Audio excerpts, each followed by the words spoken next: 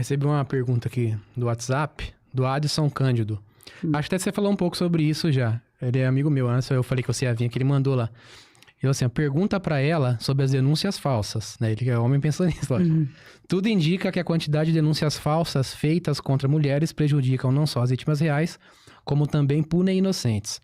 Pergunte a ela se existem estatísticas oficiais quanto a isso.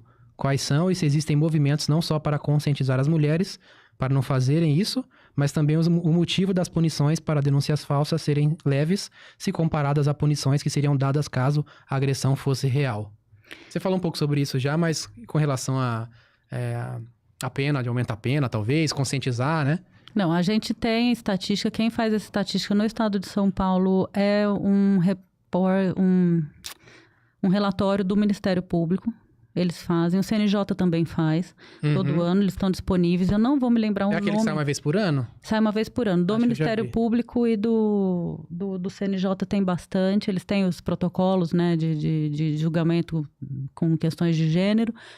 As denúncias caluniosas, né, são poucas, muito poucas, em comparação aos crimes que são de fato cometidos, existe essa estatística, mas concordo com ele.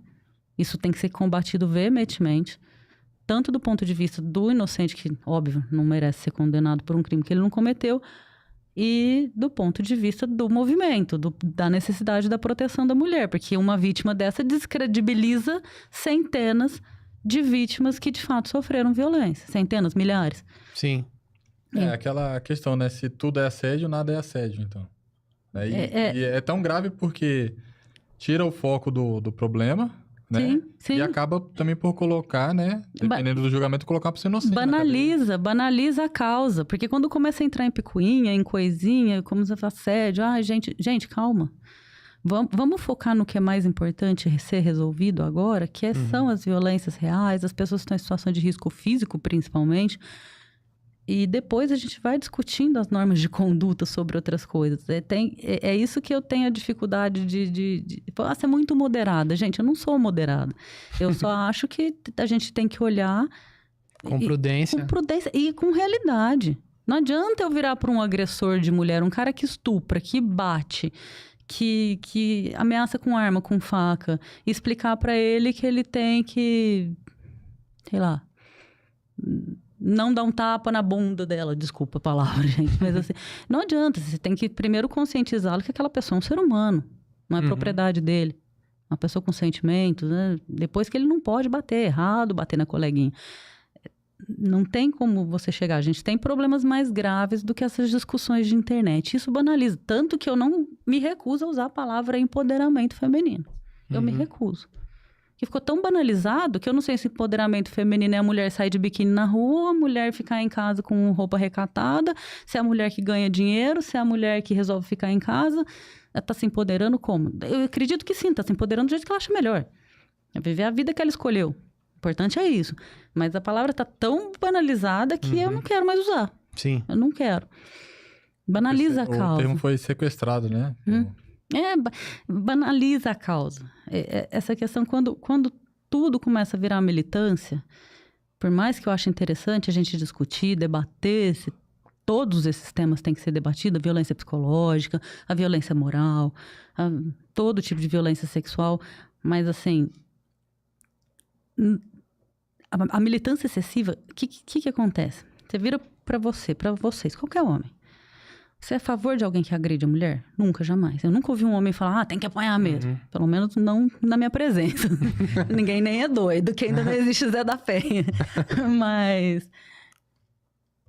aí, quando você começa a falar que pequenos gestos e falar que todo homem é um estuprador...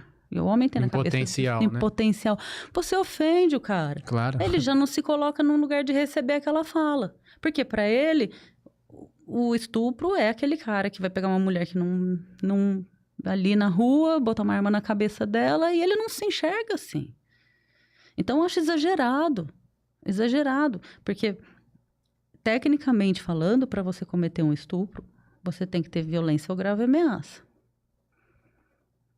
O mero não consentimento é uma forma de violência contra a mulher. Se ela não consentiu, mas não teve força ali para se posicionar.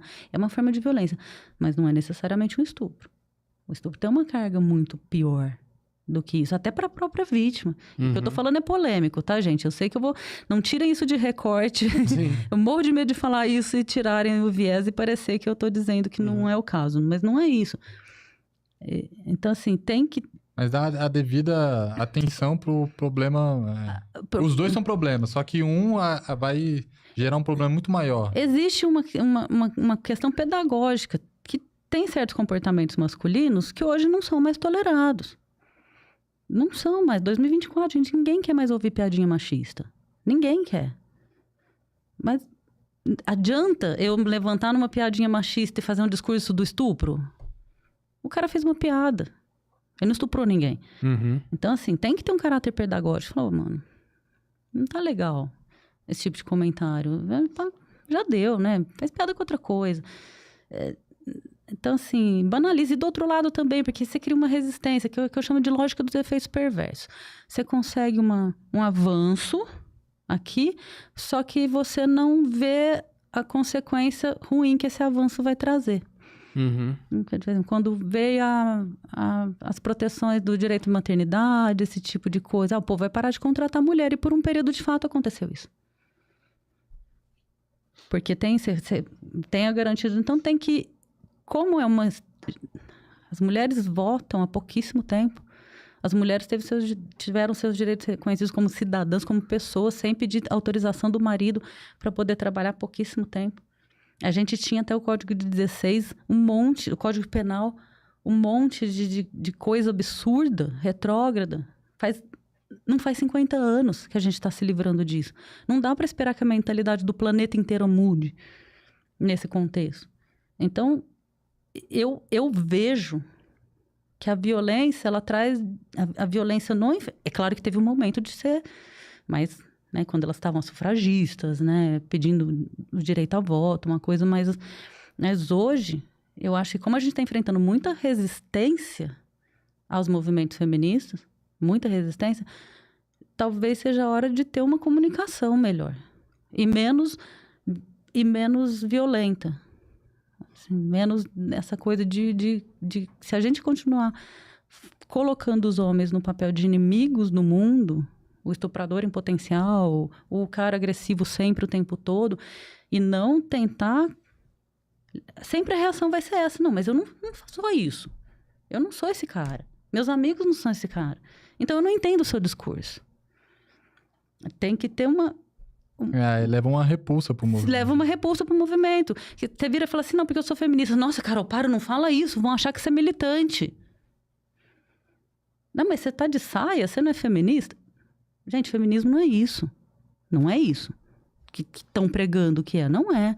Eu sou uma escritora feminista, eu tenho uma pesquisadora feminista e eu não me reconheço num monte de digamos... Estereótipos. Estereótipo, não me reconheço. Não me reconheço. E muitas mulheres que eu conheço também não. Então, assim, claro, tem a militância. É porque tem várias ondas também, né? Sim, várias ondas, vários até grupos. Falo sempre disso com relação à questão política também, né? Que o pessoal, às vezes tem um pensamento parecido com o nosso, falar que eu sou conservador, sou de direita. Eu nem gosto muito de usar esse termo, na verdade, porque... Sim, se for ver o conservador brasileiro com o britânico, já é diferente com o americano. Sim, é completamente diferente. Então é um pouco complicado, sabe? Você contar que o rótulo, ele traz estigmas que a pessoa não pode não ter. Né? Por exemplo, a questão do aborto. Eu não trato da questão do aborto. Não trato em nenhuma das minhas pesquisas de direito reprodutivo a questão do aborto. Por quê? Porque eu não tenho uma tranquilidade emocional dentro das minhas crenças em relação ao aborto e do que eu penso juridicamente. Eu não consigo casar. Então, eu não falo.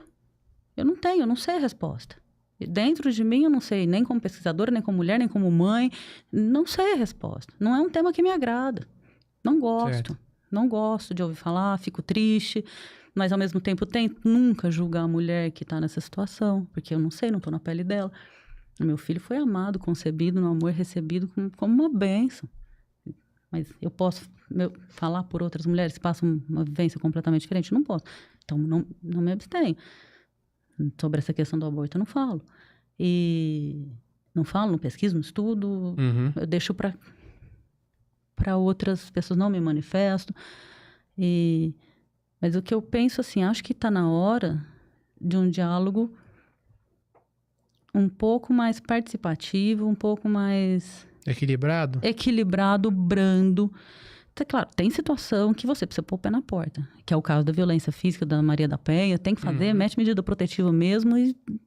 Se o cara fez, e vai provar. Porque hoje em dia, com os recursos tecnológicos que a gente tem, a violência pode ter sido cometida dentro de casa, mas tem as mensagens do WhatsApp. Você pericia um celular, você já vê agressão, vou te matar, ofensa, aquilo lá. Acabou, tá resolvido. Todo mundo tem um celular que filma. Que filma. A própria mulher pode conseguir uma gravação de uma agressão ali com uma câmera escondida. Então, hoje a gente tem um pouco mais de recurso para fazer prova desse tipo de coisa. Não é só mais aquela coisa, a palavra da vítima que acontece. É claro, questões de estupro envolvem situações muito mais delicadas. Mas a coisa que começa consentida, por exemplo, de repente não é mais, né? É difícil provar isso aí. Mas eu acho que em termos de debate, e isso vale para a política, a nossa sociedade está precisando de um pouco menos de extremismo. De ambos os lados. De um lado entender o outro, as questões do outro e principalmente a dor do outro. Questão de empatia. Eu falo uma sala de aula de 100 alunos. Mulheres, vocês já se sentiram tratadas de forma diferenciada, de forma pior por serem mulheres? 100% delas levantam a mão. Eu tenho sala com mulheres jovens, mulheres mais velhas, mulheres religiosas, mulheres casadas, mulheres solteiras, mulheres que são estudantes, que são agentes públicos, 100%. E os homens olham tipo assim, hã? Como assim? Chocados. Porque estão tão nessa nossa militância, que esquece de ouvir a voz da mulher.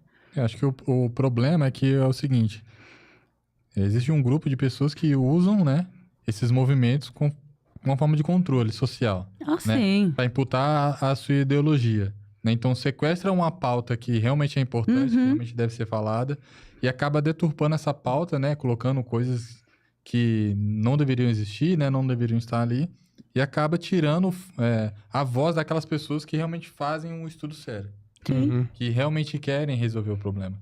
Porque eu acredito que ninguém nega que realmente há problemas, né? Realmente, por exemplo, as mulheres, elas sofrem um pouco mais, ninguém tira isso. Mas o problema é que você vê aí aquela feminista chata que vai xingar o cara no meio da rua, que vai olhar pra um pai de família e falar que ele pode estrupar a filha dele, que ele tá maltratando a mulher dele, sendo que ele nem tá.